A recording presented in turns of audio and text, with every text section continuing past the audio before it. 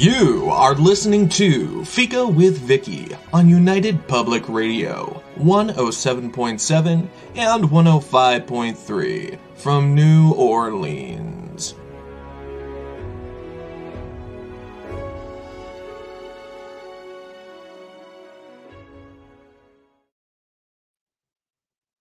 Hello, everyone, and welcome to Fika with me, your host, Vicky Bennison, and today's guest and good friend, author Brian Greiner. The last time Brian and I had a conversation, he mentioned the time machine.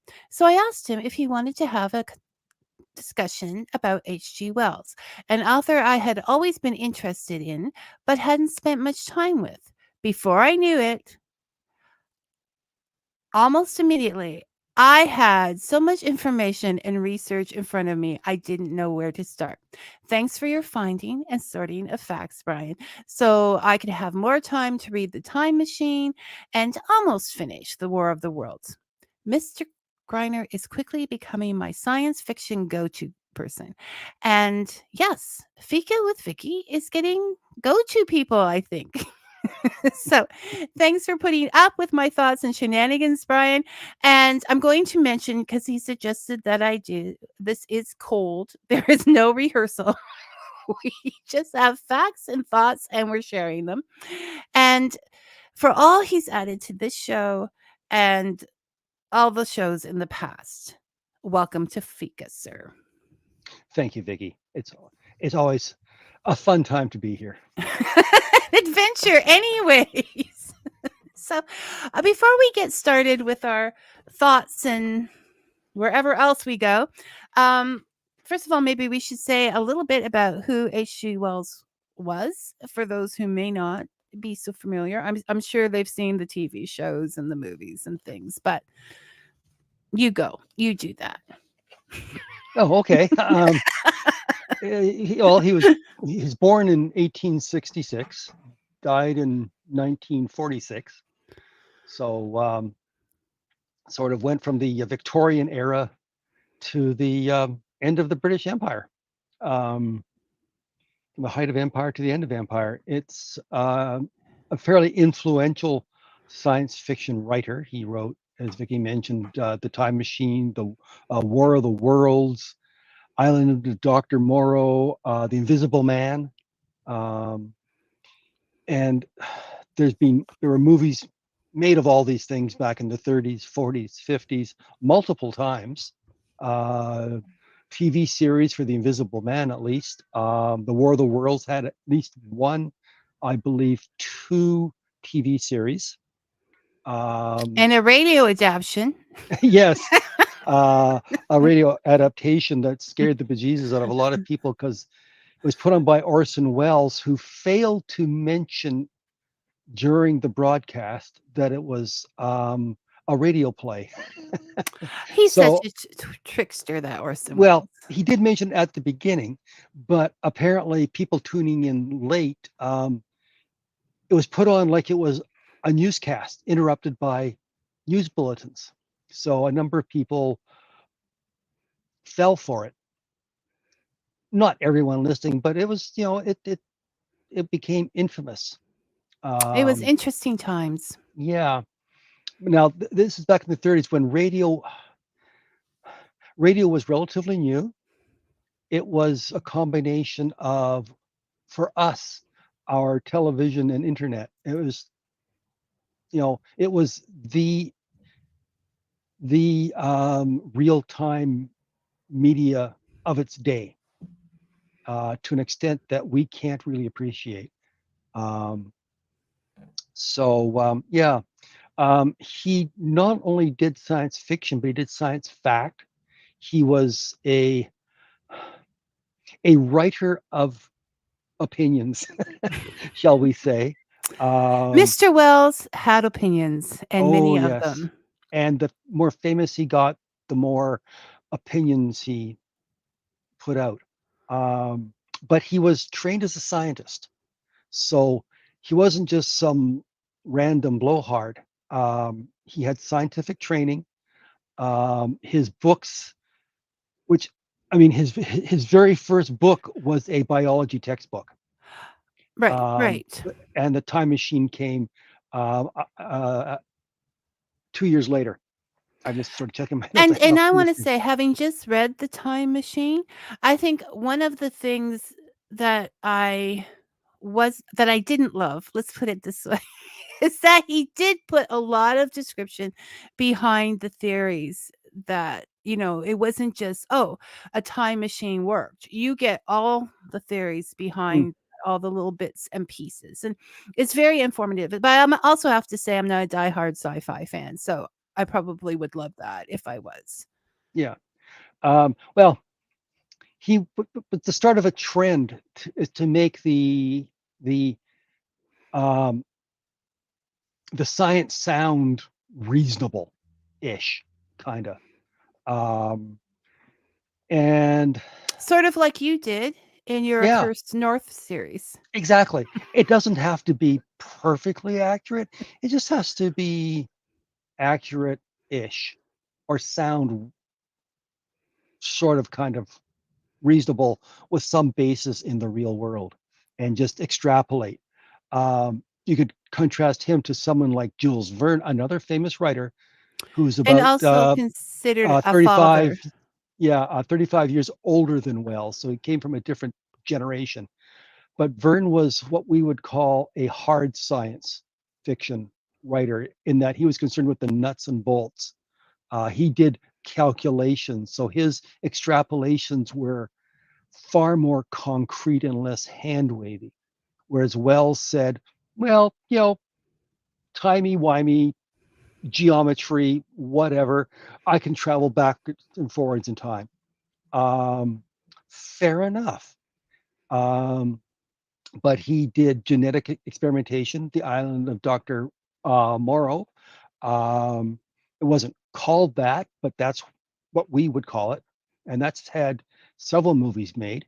Um, Featuring different aspects of his story. His stories always had a social commentary element to them, which They were, was yeah, different. because a Yeah, lot of but people consider them social novels. yeah, Like but they the were also rousing adventures. So he merged the two, at least at the beginning, um, to have they were called scientific romances. They weren't well, called he science fiction. he hid the moral within the story. I mean, that's a good story because you can sit there and Yeah, figure out what the moral of the story is, but still have the story. It's yeah. not like just And he getting also on had his characters the express soapbox. doubts. Like these weren't like um, it's like Sir Conan Doyle's um, Sherlock Holmes, absolutely correct, like all the time, and sort of like an otherworldly intellect. Whereas Wells's heroes had doubts, like if they came to a conclusion about something, about causes and effects, they would admit that they might be wrong. And indeed, in the Time Machine, some of his initial observations of the protagonist, he was forced to admit that he was wrong. He screwed up. He made a mistake. And Well, that was unusual for heroes of the time. And but he even was now, well. yeah, Yes, you're my hero, and you have a hard time admitting you're wrong, Brian. yeah, but it happens so seldom that I don't mind saying it.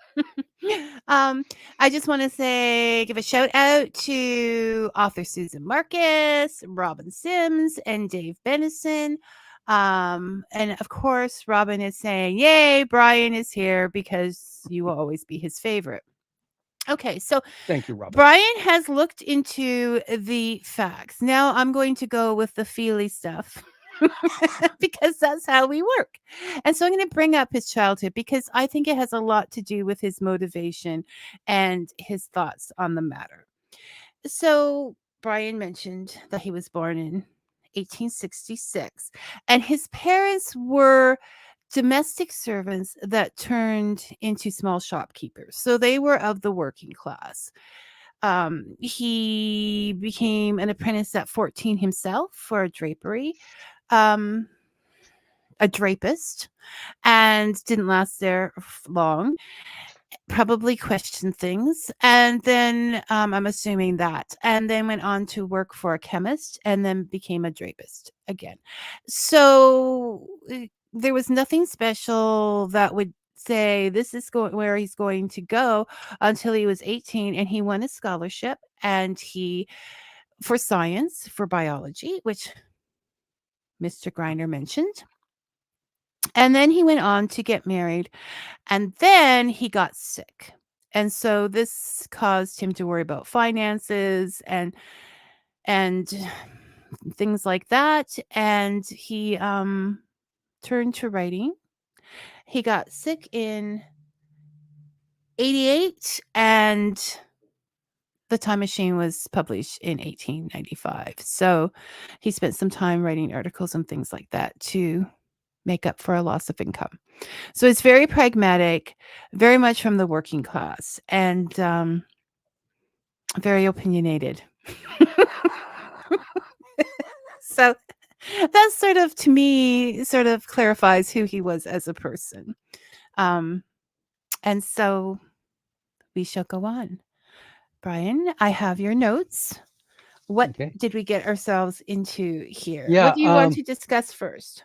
Basically, he became well known as a fiction writer, and they appealed to the public. They were written in a relatively common tongue, as if you will, or it was uneducated, but it was definitely of the time. So if modern people read them, they go, "Oh, you can't say that." Well, oh, so we're gonna go. Okay, let's go directly to no. Well, no, hold on. So if so that when you do read it, and I just want to point out that almost all of his books are on Project Gutenberg for absolutely free. Yes, and so And this so is get them, read them, the books as well as his various articles, because once he became a famous and the fiction short writer, stories. he was also interested in social causes, and more he did nonfiction and social advocacy work, or I writings think, on that. and some And things he thought was social advocacy yeah, but he was work that not we're a working perfect on. human being. No He one is. Yeah. So, keep that in mind. The next big thing that along the way, Vicky mentioned he got married. It was to a cousin, 1 year older. That didn't work And out. they were at 25 and 26 at the time. Yeah. So my opinion is that shows, I mean, they didn't go rushing off. She was at No, 16, no. So I'm cool with that. Yeah. Okay, go ahead. And it didn't work out. He wanted more physicality apparently than she Yeah, I was also willing think to there were give. money issues. I have to go in to check Yeah, there that. were.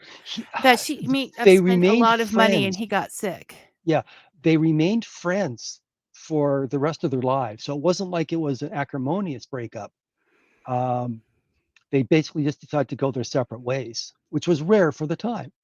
And then he got into an affair with one of his students, And so and I they figured married. out that age thing too, Yeah, because they said she was, oh no, that's not the one. But okay, first of all, before we 1894. go So she into this, was like 22 at the time. yes, He Brian, would, let me just yeah, say something here, okay? What I want to say is that I believe that if someone is in the position of being a professor or a doctor or something like that, it is probably not an equal relationship, because that person is giving some hero worship. There is a structure of power there that is less in the student's favor. So on that note, I would like to say I don't think that was a good idea. Okay. And there were, and see, I anyway, it don't. happened. And they remained married until her death. But um, he was of the free love, I think you might call it. He He he was he was a hound dog. he was I, He had numerous I'm not affairs. sure yet. No. He was a player, as I believe the young people call it. but it was Um, but apparently his wife knew and condoned it. okay. I discussed this with my wife, and I said, would that work with me?" And she mentioned something about dull carving knives, but um, The situation. apparently Okay, what he was she saying? Was she uh, saying she's not fool worried around and about find out, this basically. because Um, but Wells messed around a lot. he did. He had a string of affairs. Some of those ended in pregnancy. Some of those pregnancies didn't work out. Some produced offspring. Um, Okay. and this went on for the rest of his life. He was a well-known tomcat, And but when we we have this because when Brian sent me the list of facts, I just took a look at it and said, must they all be womanizers? Like, does this have to be? I do think that, and I want to look more into this. I've already bugging Brian to book show 2 because we need more information on the women themselves. Now, at one point in my notes is a suggestion that Brian is saying that he was much the same as Hugh Hefner. And I'm going to disagree with that because he lent towards socialism, whereas Hugh Hefner is a diehard capitalist and let's go do all these things. well, Both of actually, them, it just the two philosophies reminded me of each other. yeah, no, no, no. I'm not. Ugh, Brian, stop yourself. I'm I'm saying why my thinking is coming to this conclusion. Okay. What I'm about to say is both men claimed to be bestowing freedom upon women. And I'm saying the only thing that could bestow freedom upon women was science. Because as long as there's a chance of pregnancy, there it cannot be any equality. the other thing that was pointed out to me by my wife is that it's one thing for the man to tomcat around. Now, even more so back then. This is 100 years ago. The woman was always considered in a very negative light if Well, she, because if she fooled around and yeah, got pregnant with some other man's child, he would have to raise he wouldn't know if or it was even if his she was child or single, not. What's that? even if she was single, she wouldn't have had to be married. A single woman fooling around Oh, yeah, but I'm was saying, very okay, much within a bad yeah, thing. but in that circumstances, would his I mean, he had girlfriends, etc., on top of the wives. Okay, so I'm talking about anyone that is in a relationship. Is that if they get pregnant, it affects the man thusly. They will be spending money to raise another man's child, and they will feel stupid if they find out it's not their child. We didn't have Mhm. DNA, so in that way, and I'm saying I don't care if it affects you thusly, man. I'm just saying that is why that is such a big issue. It's not. It's and also they might. No, I better not go there. They might find something more interesting out there and choose not to return. Okay, that's another thing. But um, In Wells's case, he was dedicated to his second wife. By all accounts, that's one thing everybody seems to agree on is that she was the center of his universe. He just liked variety, shall we and shall we say? and she accepted that and said, "I'm gonna go live in another Apparently, house and not be around." Well, yeah, see, this is what. Okay, so we take this. I don't know how much this has to do with the books. We're talking about. Okay, quite a so bit actually, and I yes, think that we should get into that because he but was all oh, about wait. social change. Wait, I know. Okay. So just oh look at I can just I can just but it doesn't work. Um I was going to say that because of his background, He would have seen his mother and father work, and knew that they worked as domestic servants, and that this was considered less um, a less important job than sitting in an office all day moving money around. And so he would not want that of the women that he loved. I mean, this has been, you do housework, you're lesser of a person according to those standards, right? I do housework. I do not consider myself a lesser person. But it was considered, so that put women in a lower position. We also have to remember that in those times marriage was quite often considered a business, considered a, financial institution, if you will. So being married is not always of a romantic nature. So she may have been very pragmatic and very, so we have to also look at the fact that some of these women, as you pointed out before, may have pursued him, but were they pursuing him, or were they pursuing a chance to get their book writing read? Were they pursuing, right? There's all of these Yeah. things. And they He shouldn't have to had do a that to lot of pursue that. affairs with female writers, what we would call feminist writers of the day, um, and he was considered a real progressive for his day in terms of social outlooks. He quite vocally argued for women having the right to marry by choice, not for economic or social um, And they wouldn't starve in the necessities. street. Yeah, like at the time, maybe sooner than that, but you had very few choices open to you as a Yeah, woman. yeah, You could get married, you could become a nun, and then there was the third choice. yeah. So become a sex worker. There you go. So that was basically your choice. And so he was working to make them more equal. But like I said, until science stepped in, that was not Yep. going to happen. Science and technology, and he did address that.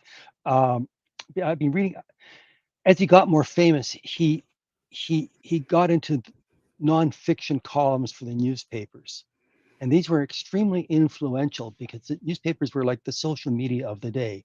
They were the Facebook, the Twitter of their day.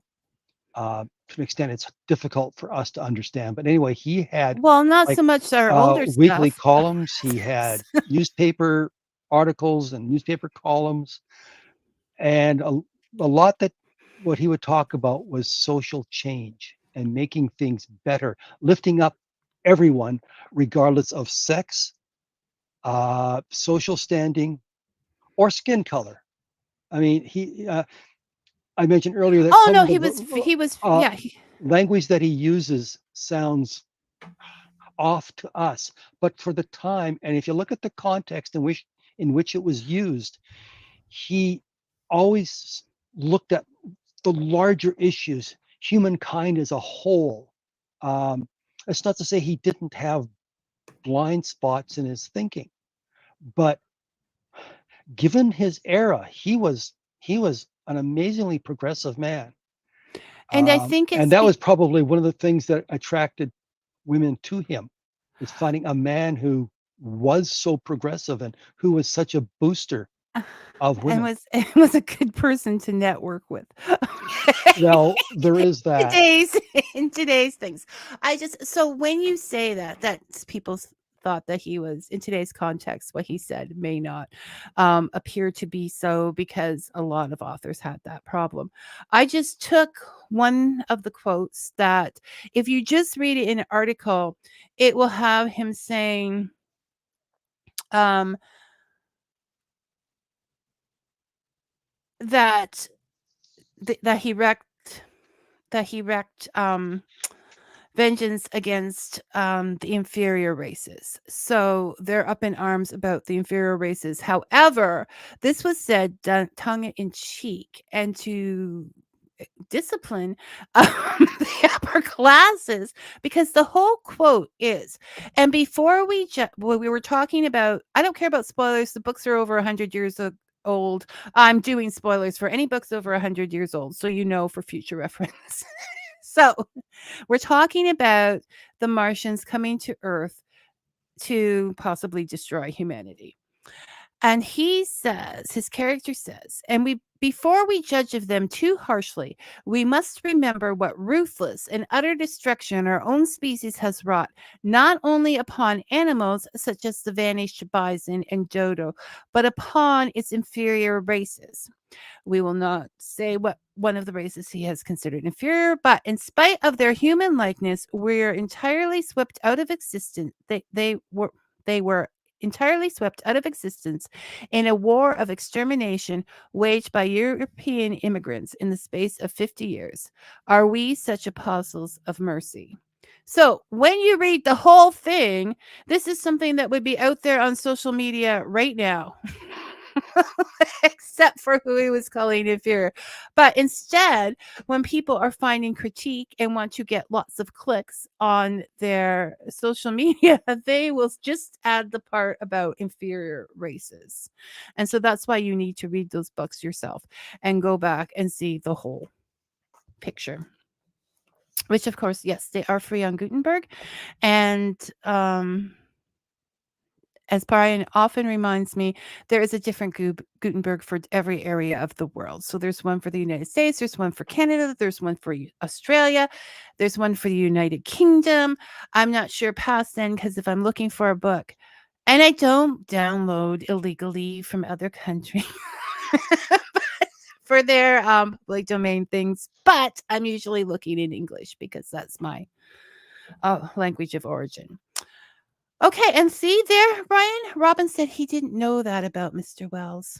So we brought that little bit of information to Robin today. We live to bring enlightenment. Okay, so And did you want to go? Robin, and I will say that I hadn't realized a lot of this about Wells until I started doing the background research.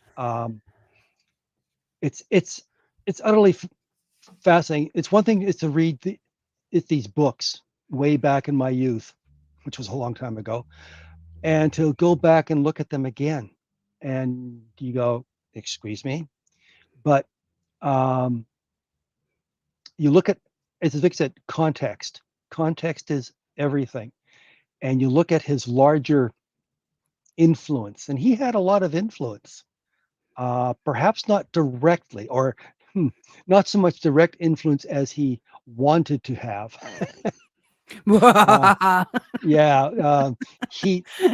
His writings got more and more pompous, quite frankly, and more of a lecture rather than a discussion.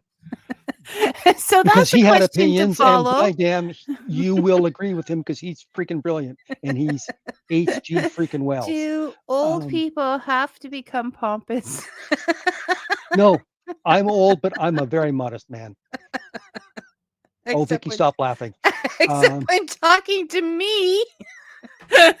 But yeah, he influenced generations of people, or even of his own generation, to think more broadly. He brought ideas to the masses. God, I hate saying that word, but to a larger audience, to a larger general audience.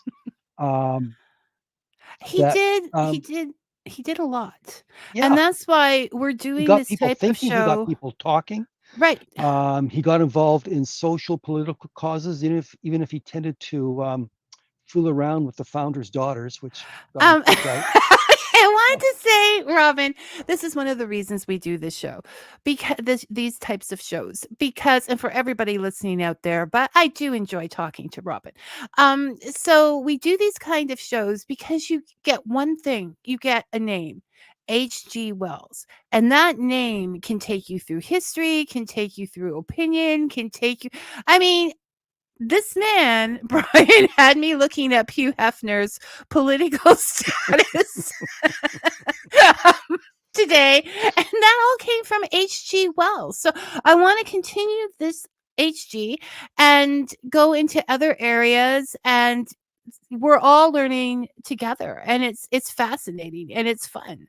Um, Curiosity makes you happy. I think And Ellis, that's one thing that Wells encouraged was curiosity. And like I say, it was 100 years ago, but he was absolutely adamant that people on the entire earth, uh, regardless of their race, that's what they called them back then.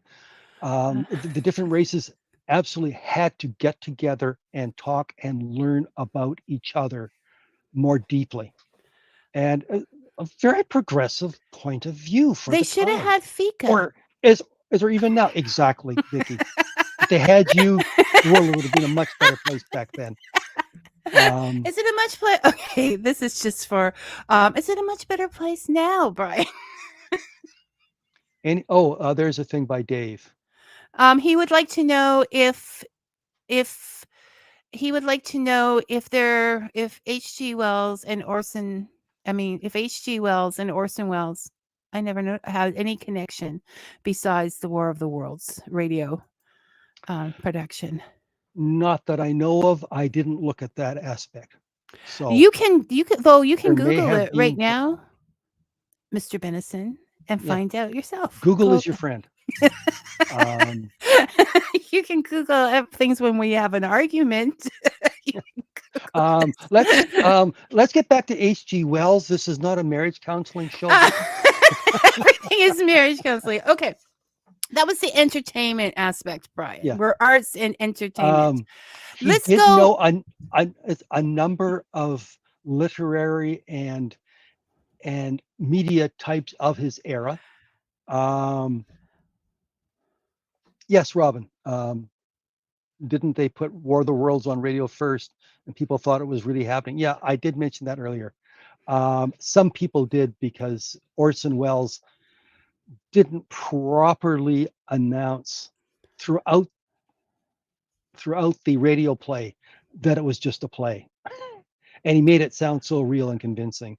And he may have So, done that on purpose. People have talked about that, and as someone who's talked to a lot of writers, and showing is more important than telling, why don't we go to the time machine and the notes under that, because it will show in some of the ways in which he felt or gave opinion to. yeah. So this came out in 1895. So he'd be like 29 years old, which is pretty darn good to write a book of that quality at that age. Um, and this would all be longhand, by the way.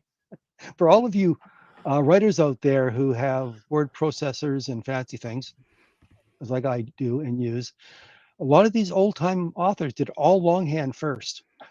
So it's pretty darn amazing. Um, but he was, even back at that early age, he was very socially conscious. He had things to say, He but he put it in a tighter format. The writing was tighter, the less pompous, if you will. But he did not shy away from commenting, using his stories as a mirror upon the society of his day and the things that he thought were Oh, I had a not thought. not right.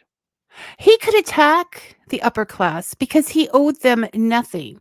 He did everything he did on his own. He worked, he earned his own scholarship, he was in the academic areas, so perhaps in his younger days he might have had to be careful there with his job, with working as a Yeah, teacher, but all in all, he could say, "You don't have any control over me. I have freedom because I have earned it." yeah. Well, he was still working class, but he was a teacher at the time, But it gives you and a he was little very intelligent. uppity. It doesn't give you more money to be a teacher, but it gives you in the world view Yeah, a little especially in those step, days. Yep. yeah, especially in those days because science was like magic. So, Yeah. which Burns brings to us. So he did have so in a synopsis of the time machine. the time traveler moves, goes forward in time, and he comes into the future of the world, which is not idyllic in advance like he thought it would be. There's just these little people running in the grass, enjoying life, and then darkness comes. Who are those dark strangers? Well, white strangers that come from under the ground, grabbing the little happy people. Who are they, Brian? They're They're the us. Morlocks. They're the Morlocks, but they're the working Yes. class, Yes. having evolved. Well, Um, that was now. This is where Wells was his scientific training showed. When I was reading this the other day, he was very careful to say it's it's uh, uh, it's through the words of the hero that it appeared as if, and yeah, that was his um, theory, his working and his theory at the theory time. was might not be correct, but and then he goes off on this social rant where he could see how the working class was relegated to the factories below ground, leaving above ground only for the social elite, the masters, Who get this? Who the get this, highly placed people? wastes of skin. I'm sorry, I should. Whose attention span had grown shorter, who couldn't do anything for themselves because they had machines doing it. I mean, I am just getting shivers because this was written in the end of the 1800s, and I'm not saying that's everybody, and I'm not saying that we have, that our world is going to end because we are using the internet. Please use the internet to watch Fika with Vicky, but there are eerie similarities to our lives now. Okay, that was my go ahead, Brian. Yeah, um, the elites took control of all the best parts, and they shoved the workers down into the less desirable areas, more and more, and it went Well, so on like they for did on the Titanic. 800,000 years. This was the time scale is that his hero had, um, and so the Eloi, the elite, are the waste of skin that as I came to think of them, um, were were the happy because they didn't have because they had the attention span of an earthworm, and much the same level of intelligence. Um, But through they them, had we realize there's no meat. There's yeah no animals on the yeah, planet, so there is but he no meat. saw the Morlocks eat meat, and then he finally put two and two together. It took him half the book is to figure this out. Oh, maybe they're eating the Eloi. Well, whatever. But then he didn't say That's that in a bad important. way. He said, well, you got these people, they don't have any food, and their only source of food And he was on the points out surface. that in earlier times people would resort to this, Yeah. and we So have so basically his theory, but I agree with this theory, so I'm not sure if that makes it fact or not. His theory is that because the workers were in factories all day, which they would have been in the 19th century in London, right?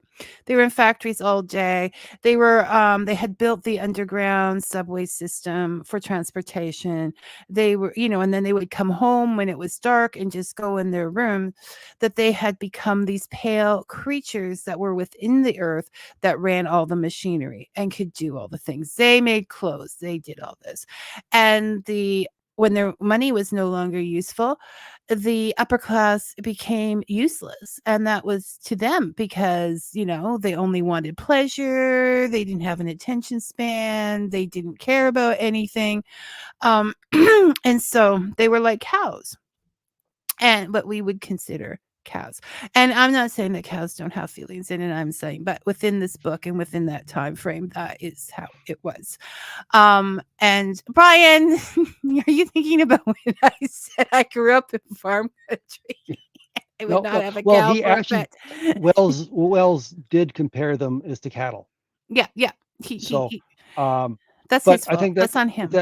one of the important things to I think to realize is that the true victims in this story were the Morlocks. They were stuffed underground and left to die, but still expected to spend their lives producing goods for the They as for took the care of Eloi. them. They took care of Yeah, them as a farmer and would then his livestock. well, better than that, but then it sort of degenerated.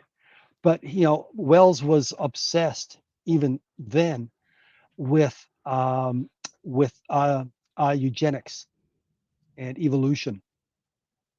But if you Which look a at it, lot of people were. I we're mean, at that was the up time, until the 40s or whatever, and and they thought this isn't working. selective breeding. But this was one of his first times he actually put it into writing. But if you look at it, the Morlocks were actually the only hope for humanity. They were a degenerate form, perhaps, but at least they had intelligence. Um, they had skills. They lacked a good social structure, but they still cooperated. How do we know that? They communicated, they worked together as a Yeah, team. So yeah, they could have had a it's good exactly. social structure. Well, it it wasn't great in that it kept them still down below. They didn't try to improve things too much. Yeah, but they had Whereas the Eloi didn't improve things at all. They were just no, useless. but it's because Just physically like they were most managers unable to go. these days. Um, They were physically unable to go up though because their yeah, eyes had well, you become could always work adjusted to around that this. or work during it at the nighttime. You know, you know, there's ways around it. So, Wells was short-sighted in that respect. Brian, how could you say such a But thing? if you look at his later works, um, like The Time Machine, Island of Doctor Moreau, War of the Worlds, tightly written for the time. Um, as time went on, especially after the First World War, um, his writing got verbose, shall we say. He, That probably means because the lots of editors, words, kiddies. yeah, Sorry, don't I had to explain look things that to up the once. Eloi, Vicky. It was It's a big job so keeping it you was company. it's he became more of a lecturer than an entertainer, um, and this was noted and commented on by his contemporaries. So it's not like me looking back 100 years and saying, "Oh, bad person." No, as his contemporaries thought that after the First World War, and he became more of an essayist. They figured that his best fiction days were behind him.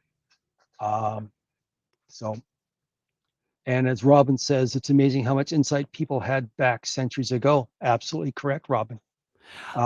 If they weren't stupid, No, you see that they were, like they were observant, they were thoughtful, and when given the opportunity and the media outlets, um, they they wrote, they talked. we were discussing that before the shows in context to this or even Ivanhoe, which was being discussed last week. And people themselves have not changed their wants, their needs, unfortunately, some of their prejudice and fears. But we can look and see how society has changed for the better on a whole and Yeah, become more accepting yeah. and Not things only like that, but he also that. spoke about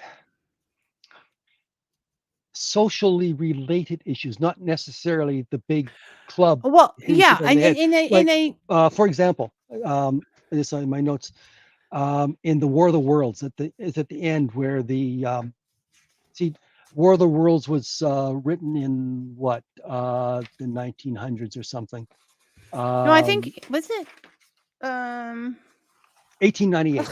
because I don't have the book list, which I should have in front of Well, I him. I have it have the women on my other list. screen. uh, 1898, where soldiers and men were expected to be manly men and to not show emotions or to be affected by violence. Whereas this guy at the end has what's obviously PTSD. the horrors of what he sees keep coming back and disturbing his sleep, and he sees the dead Well, and he sees the carnage. And I read that going, that's definitely PTSD, but they didn't call it by that name. and I think that was a learning moment for him because all through the thing, when people, he would meet people and they'd be gone off, whether a minister or, someone else, and they'd be right off because they had just seen this and they're experiencing, he'd be like, man up, man. Mm, Right. And then in the end, he realizes it affects him as yeah. well.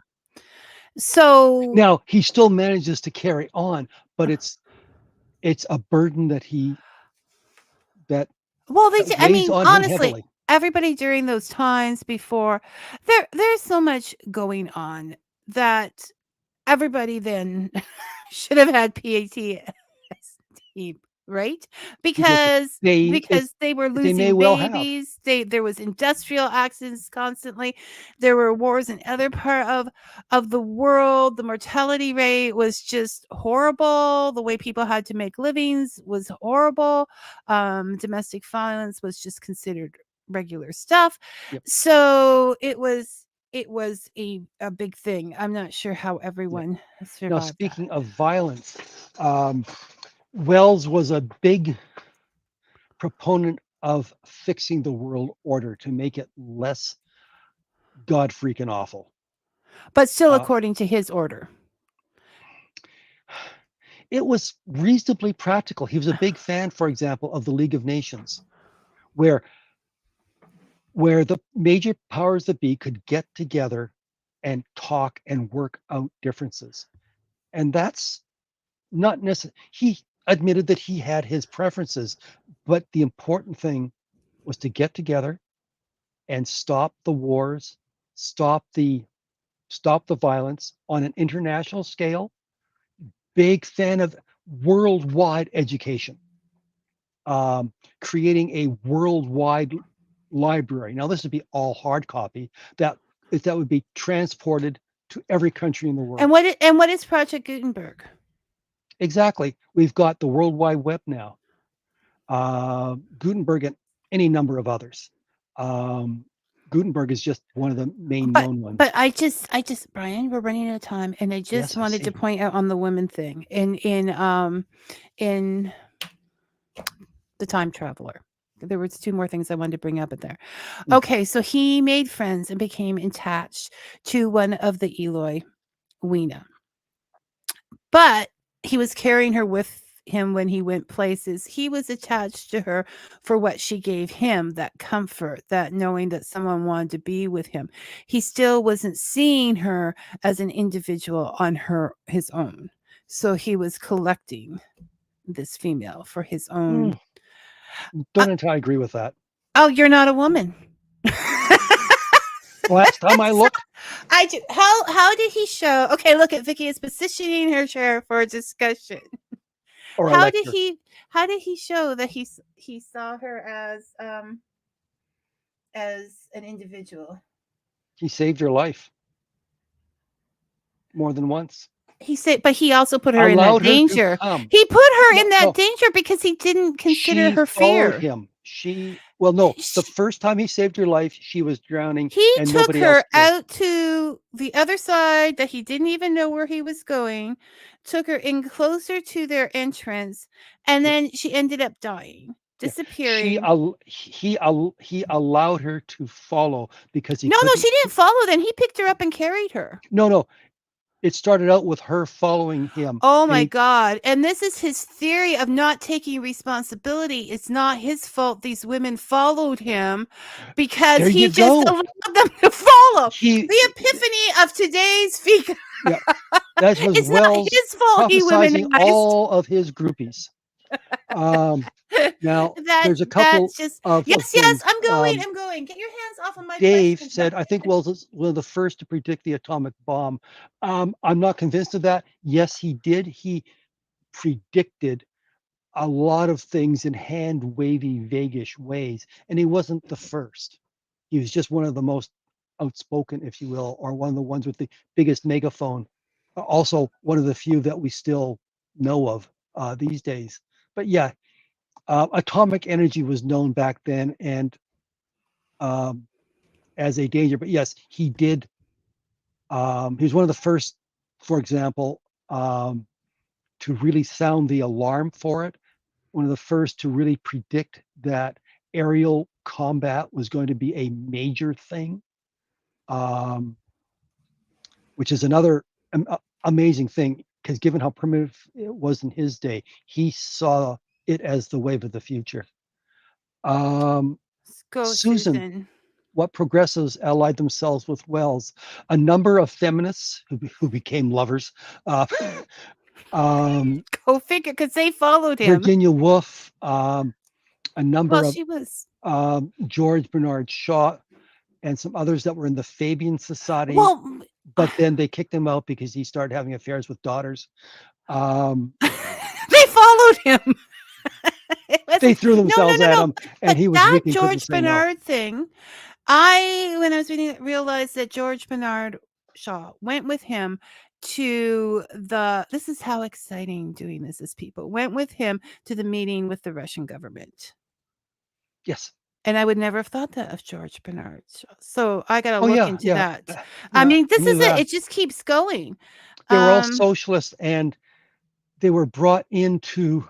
They were allowed into Russia to show how the glorious Russian Revolution had helped all the people, and basically they were lied to, and they happily drank the Kool-Aid and came back raving about how wonderful But okay, let's give the them Russian that. experiment They was. did not have Um, the internet. They did not have cell true. phones to talk to the people there.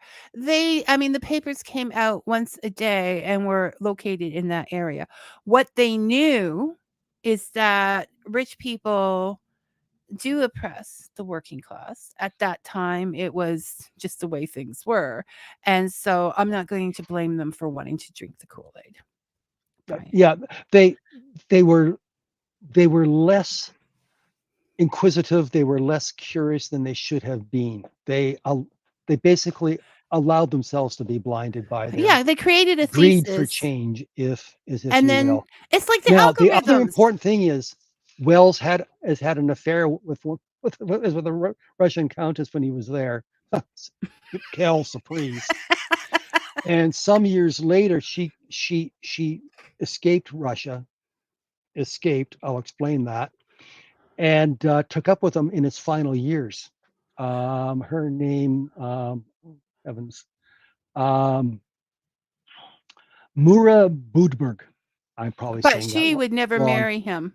She would never marry with him. She would never cohabit with him. But that But she could be took the care of him. communism. But she was a communist spy planted Because on him to do we take know that for advantage of his sure? country. Yeah, there's apparently a lot of fairly solid evidence, and to the point where some of his apologists, like one of his sons, is saying, "Well, Dad always knew that, but he just couldn't tear himself away from her." Um, but yeah. But Um, once again, we can't really judge the people of the time because they didn't have the oh, sure we information can. that we have now. And I can't. Brian can. This is why Dave says he's going to go get the popcorn because we good-heartedly disagree on many things. And then we can come to a happy medium or we can research more. We don't Bef- disagree. I'm right. You're wrong. What could be uh, fairer than that? I'm disagree with that. You may be factually correct, but you don't have all the stuff behind it. All I know is that Weena personifies they followed me, so it's not my fault. Mm. And I felt that his just, okay, she's dead. I'm going back in the time machine was very cold. And I was like, so I was hoping that when he disappeared again in the time machine, he had gone back, he had learned, and he had gone back to a little earlier than when he went before. Didn't worry about getting his time machine back and returned home and just lived blissfully Well, that's just with getting a little Weena. bit too timey-wimey and Well, creating. he But does. he may have done that for all we know I because said the I ending hoped. I didn't say it is happened, up in the Brian. I air. said, can I not have hopes? Can I not No, have dreams? I have. Okay, so Brian will be back in a couple of months. I think we should just take a show to do research because I got to check into this spy business and all of this. It's all too exciting. Do research for a couple of months and develop opinions. Yeah, maybe I And should put up some of these links that I found up on my website as a blog post so that people can. okay, and I'll share your Um, blog post. okay, And because it's oh yeah, it's just go. utterly fascinating. It really is. Yeah, no, it is. Um, It's like looking it's like into it's another the world. very best scandals. Yeah, And especially for a yeah. Tomcat like Wells. You go, look at that. He was old and he got all these young exciting Oh, women chasing him, and I'm Brian. going, there's hope for me. No, not married to There's Lynn. hope She's for a me. smart lady. That's not Oh, okay. happening. Oh, That's not a happening. I think she man already can gave you an dream. answer on that. Here I am, a writer, and I haven't met any groupies, and I just feel so bad. I keep calling you up, but that's not because I'm a groupie. That's because I'm picking your brain. And Picking on me. oh, stop. Beat me, You whip have me, make such a me. hard time. Where was I? So okay, Oh, so and Robin had a question. oh, Do you have yeah, I any new wanted to projects on your... I wanted to do that last. Oh, okay. After we get over issues, well, then we'll take a moment for Robin's question, okay? Just because it's a separate entity. But I think also looking at that gossip and that time makes us realize that the world is not falling apart any more than it's always been falling apart. Yeah. I mean, politicians were doing this. There were but how much closer can 100 years ago, and you could be picking up. Yeah, like in 1917, Wells was talking about the dangers of authoritarian rulers in Europe, and the falling, and the falling birth rates. And I'm going, wait a minute, this was 1917, wasn't it? Yes. It's not 2024. Yeah. So it's really it's for us. There's just so many great things. So we will be back in a couple of months. We've got a couple tentative dates, but Brian's just being difficult because something might come up in his life. A man's got to have a hobby. Does anything come up? Next time I'm going to clear it with Lynn. Okay. Robin would like to know, do you have any new projects on your workbench, Brian? I notice you have Hack and Slash from Reboot. Did you know they were from Reboot? Oh, good heavens, yes. I was a major fan of Reboot from the first time it came on. Oh, Robin's just going to think you're more cool now. No. These are the Hack and Slash figures. Thank you. From the groundbreaking Canadian show Reboot. It was an animation, so it was great for kids, but it was written for adults, especially in the second and third seasons. It's one of those weird things. Yeah, it's what if the game sprites were actually alive?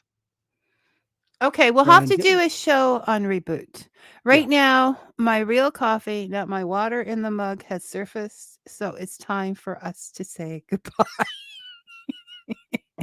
Okay, so thank you everyone for... Thank you, Robin, for thinking that I'm cool.